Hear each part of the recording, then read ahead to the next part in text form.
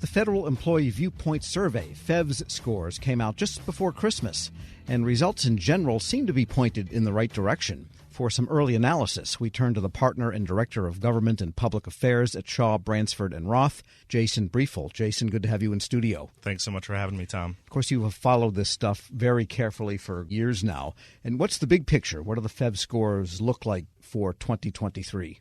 So the big picture is a good one. The scores are trending upward a little bit, but in a noticeable way after a 2-year kind of dip coming out of the heavy 2020 year of the pandemic. So in the framing of OPM, who issued this report, and in my read of it, in the big picture, that's a good sign. We're going up. So the sense of engagement and the sense that on employees' part that leaders actually lead and so on, those scores are up a tick. Yes, and I think that it's important to parse those out, right? Engagement is up a point overall to 72, and in the leaders lead, there's some indices that break that down. Is that the political leaders or the leaders on high? Is that your direct supervisor? And one of the great things about this report is it shows those over time. And I was happy to see, and I think it's notable that the supervisor score, has been about 80% consistently across time. And as we know, your frontline supervisor, that's where the rubber meets the road with the workforce. Right. That'll make you leave or stay much more readily than almost anything else going on. Absolutely. But I juxtapose that to the leaders lead category where, those can be perceived and they are historically, this is a question in the survey where it's unclear. Are they talking about the secretary in the front office or the SESers nearby the front office, but still maybe the career folks? Those scores are about 20 points lower. They went up 2 points to 61, but there's a big difference there. And I think that that's important area for agencies to keep investing in, paying attention to. The political leadership and how it is perceived. Unclear if it's political or career, but it's those higher level leaders. What's the tone that they're setting in the organization? What leadership values are they articulating and guiding the workforce, hopefully, with? It's really hard to attribute a given factor to the scores. I mean, you can say, well, they're getting a 5.2% pay raise, but that wasn't extant at the time the survey was taken. Right. And it's important to realize when the survey was taken, in the spring of this year.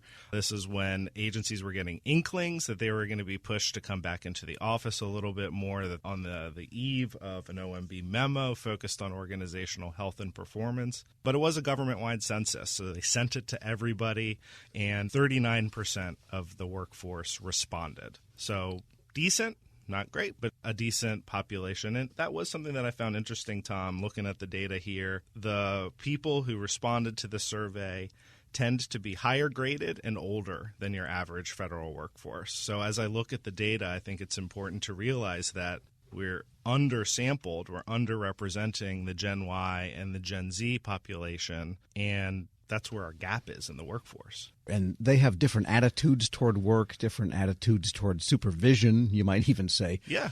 Which leads to the question about whether people perceive that their agency leadership will do anything with the scores they get, agency by agency.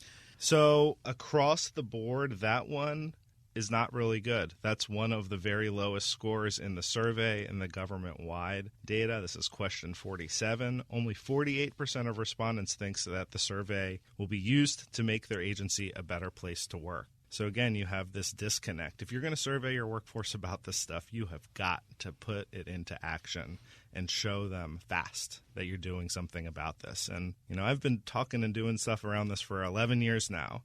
And that theme has been the constant theme. And hopefully agencies are getting better at that. And they really have no excuse if they're not, because OPM is getting much better at putting this data in their hands faster. Sure. It's like grandma asking if you're hungry, and you say yes, but she doesn't have anything to feed you. So it was just a matter of curiosity. Right. That doesn't sit too well with people.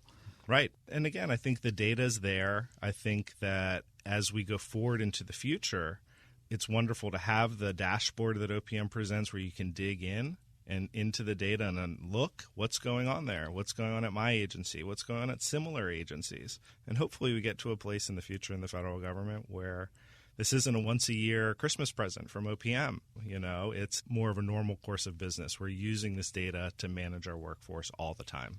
We're speaking with Jason Briefel. He's a partner and director of government and public affairs at the law firm Shaw, Bransford and Roth. And people love to see which agencies are doing great, which ones are doing terrible. And there was a bad slippage in one very large agency, wasn't there? There was. The Social Security Administration continues its fallout. This is a combination of, I think, a lot of factors. Their workload, the nature of their work, how far they are able to get in modernization initiatives there. And then they've had an acting leader for, most of the Obama administration, most of this administration, obviously. And they didn't Biden like the leader they had during the Trump administration, rightly or wrongly. Did not like the commissioner that was in from the Trump administration and somewhat controversially fired that official. But I guess good news coming. The Senate finally confirmed Martin O'Malley to lead that agency. And I know he knows that he has a full plate to tackle, but has experience as an operator and administrator that hopefully can help focus on the critical needs and the workforce needs of that agency. Former Maryland governor. And, at the tiny agencies, I think the Chemical Safety Board shot up 23%. There's only a few people at that agency. But we see this year after year. Sometimes some tiny, obscure agency, the Marine Mammal Commission, did really well a couple of years ago simply because of sometimes new leadership. So I don't know what happened there, but I definitely saw that Chemical Safety and Hazard Investigation Board, something along those lines. I'm sorry to folks who work there if I butchered your agency title. And I think you're right, Tom. Stuff can happen fast. You can drop out the bottom, you can rise to the top, and I think that is a positive lesson for agencies listening out there. The scores are not your destiny. The scores are giving you information about what's happening so you can go to where you want to go. And hopefully they're used as a tool for improvement. And again, as I read into these, I think this should always be the start of the conversation, not the end of the conversation. Now, the survey itself was a little bit different. They're always tweaking it, and there's some new questions, and it's hard to be comparable sometimes from one year to the other. What did you find this year? So I think that it's good that you have these core set of questions, but that OPM's also looking all the time. What are trends? What are key areas that we need to hone in on? And they may do that for various reasons. So obviously there's a lot of focus around telework, remote work, things like that. So OPM tightened up the phrasing, apparently, that they used in some of their questions so we could parse, are we talking about telework here? Are we talking about a remote worker? And so that helps get us more granular data about what's happening with those people. And something that I think is really interesting and often gets lost in the debate about federal telework, but it's clear as day in the survey. In 2022, 20% of people, and this year, 21% of folks said that they don't telework at all. These are law enforcement people, people at the border, people in security, other types of security roles, maybe on a military base. So it's really important to remember that, there's different populations of employees who have different experiences. I look at that against HHS, had a great participation rate. Well, other than the folks in a lab, I'm going to guess that most HHS employees are at their desk all the time, or a desk somewhere. And I think that that's very different than, say, a Border Patrol or a Bureau of Prisons officer who might not even have a computer. They might just have an agency email account that they have to get to periodically, but that's not really part of the core of their job. Right. A lot of variables depending on the job. And I would say, too, if scores are up in general and the level of telework that was engendered by the pandemic has not changed that much, even though there's all this push, as you say, to get people back. But I think most agencies have settled at the most 3 days a week back in the office, and scores are going up. That means that some level of widespread and regularized telework might be good for the workforce.